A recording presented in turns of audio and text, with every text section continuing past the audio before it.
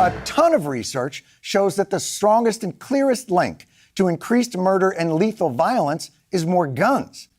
And knowing how upset the right is over this spike in crime, they must be ready to pounce on this new information.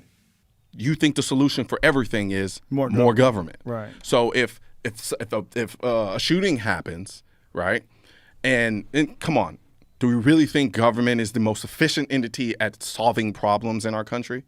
No. People complain about the government all the time. But when you are the government and you get something like a shooting and people are like, we need to do something about it. Okay, more government. Let's throw these laws out here. Like, restrict that, take that. So they take on a more parent role as opposed to an entity designed to find true solutions to fix a problem.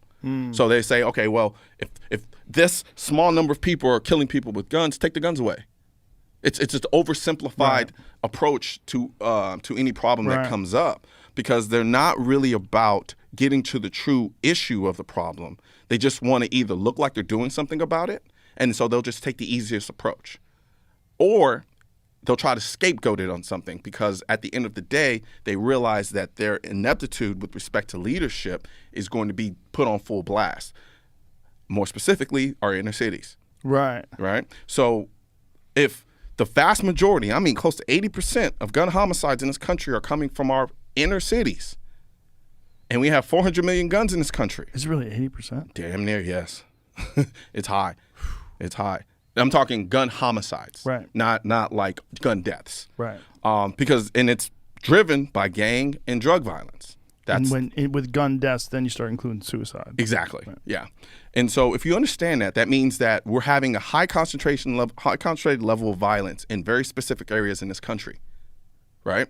And as a result of that, you look at that and you say, okay, well, we have we have an area of concentrated violence in specific areas, but yet we have guns all across the country that don't have this violence.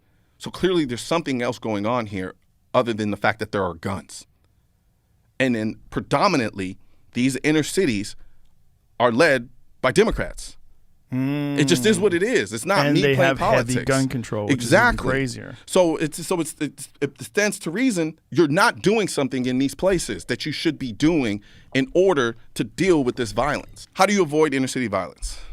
You're going to have to fix the crime. No, I mean just you. How do you avoid being stay a victim? Out of the inner city? Exactly. Yeah. However, when people feel like some random yo-yo can walk into a store and just start shooting people, it terrifies them, which is understandable. Yeah. It's totally understandable.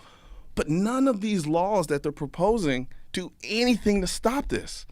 They won't. No. So it begs the question, is the goal really to try to save lives? Or are they leveraging these shootings to get a specific agenda that they have passed? Yes, Republicans are the first to pounce on crime spikes while never acknowledging that it's their dismantling of reasonable gun regulation that's enabled the fucking thing in the first place. We have over 400 million guns in this country, man. You're not getting away from the guns. You're not. And if you take them away from legal people that have them legally, the only people who are going to have them are the people that have them illegally. Exactly. But I think to a degree, a lot of these leaders and politicians in the inner city need that violence in the inner city to continue as a way to justify the necessity for them being in the positions that they're in. Like what kind of position? If you think about it, the vast majority of the gun violence in this country is from the inner city.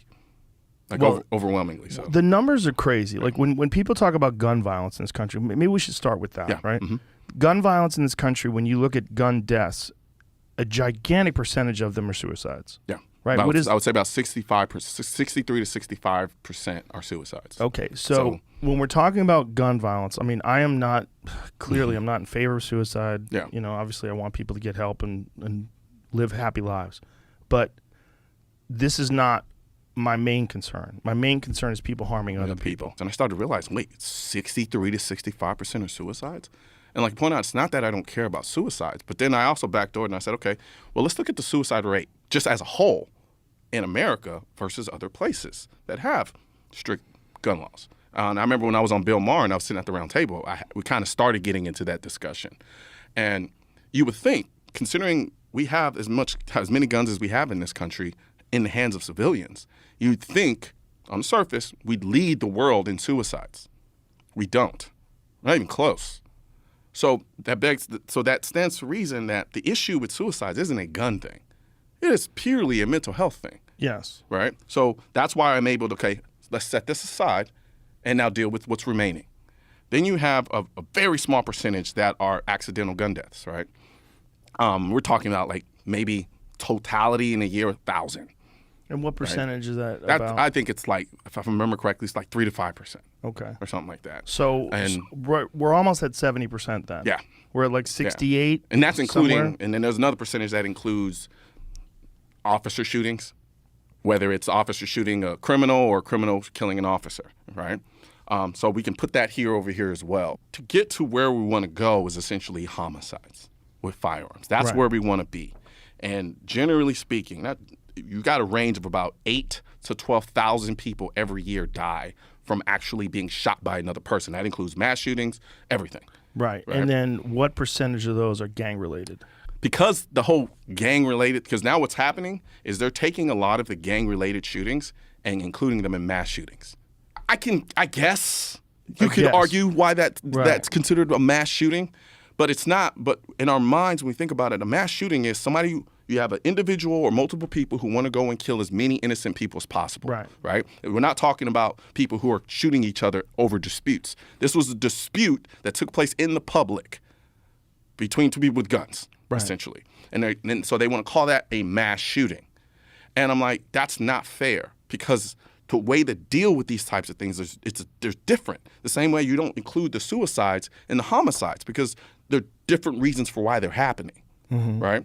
And so a lot of the vast majority of the gun violence, the homicide aspect of it, is from the inner cities. That's where it's coming from. It's these kids, literally, when I say kids, I'm talking like 17, 18, 19, 20, 21-year-olds. They're shooting at each other. Now, I'm not dismissing that and saying that it's irrelevant and that we shouldn't factor that in. What I'm saying is it's a totally different reason for why it's happening. It's not a gun issue. It's a socioeconomic issue. Because if you take those same kids that look like me, right? I know a lot of black people or people of color who live in the suburbs of America, and they're not running around committing drive-bys in their BMWs. They're not. So what's the difference there? They have access to guns the same way these kids have access to guns, and these kids have access to guns illegally in the inner city. The difference is prolonged exposure to poverty. But nobody wants to have that conversation. And the reason they don't want to have that conversation is because it is admittedly hard to deal with. It's hard. It's convoluted and it's difficult. I don't understand why you won't just admit that you are making it harder for police to manage the streets by allowing all of these guns to go out without permits, without checks, and without background stuff. Why is that hard? Why can't you just stand by that? Because that's not what I'm doing. I'm defending the individual's right to keep and bear arms. But why take away their tools? You can't enforce the background check without a gun registry. Because think about it. If I have a gun and a police officer comes to me and says, "Did you get a background check for that gun?" And I say, "Yes, I did." If there's not a registry for him to go and make sure that I got a background check for that gun that has all my information, has the information about the gun, guess what? There's no way for him to know whether or not I got a background check. So you have to have a system that has every gun that's out there and every owner and where they live that designates this person owns this gun and he sold it to this person and had a background check. If you don't have that, you can't enforce a universal background check. The problem is they know this.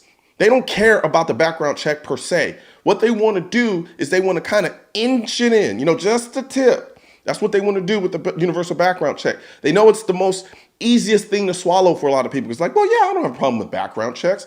But in reality, what it is just the first step. You got to understand, vast majority of gun violence in this country is coming from the inner cities by way of drug and gang violence. And these kids get these guns illegally. There's no background check that's going to stop that. So from that perspective, then they'll say, well, nothing has changed. Crime is still up. Well, not crime, but the gun violence is still at a level unchanged by the background check. So we need to do something. God forbid there's another mass shooting or some other high profile shooting. They'll use that to say, well, we need to do something again. Well, we already have universal background checks. And they'll say, well, that didn't work because we didn't have a system that actually we could check it against to make the universal background check actually be effective. So then what they'll do is they'll say, well, we need to have everybody register their guns. To be honest, they're already trying to say that with the buyback programs. And the idea that you either sell it back to the government or you register your guns. Remember, if you think about it, everything reverts back to getting to the registration. Even with a gun registration, it literally would do nothing. What is a gun registration going to do to stop the proliferation of illegal guns in the inner city?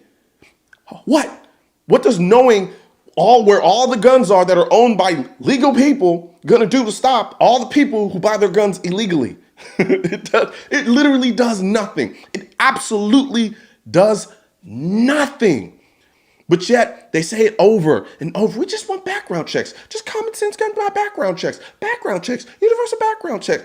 Universal background checks is a ploy to get to gun registration. It's not about safety. It's not about decreasing crime. It's about creating a situation that they can justify, then creating a gun registry so that they know where all the guns are. So then when they do add another law that says, all right, you know what, this isn't working, we're just gonna have to turn them in. Just turn in all the guns. And guess what? Now they know who has them and who doesn't. And people keep thinking, well, there's 400 million guns out there. There's nowhere they're gonna be able to do all that. They don't need to get all the guns. They don't need to do that. And here's the problem, that another thing people don't understand. These people play the long game. They don't play the short game. They play the long game, and they're constantly attacking. I don't understand why you won't just admit it. You don't give a flying fuck that you are making it harder to exercise this Second Amendment that shall not be infringed.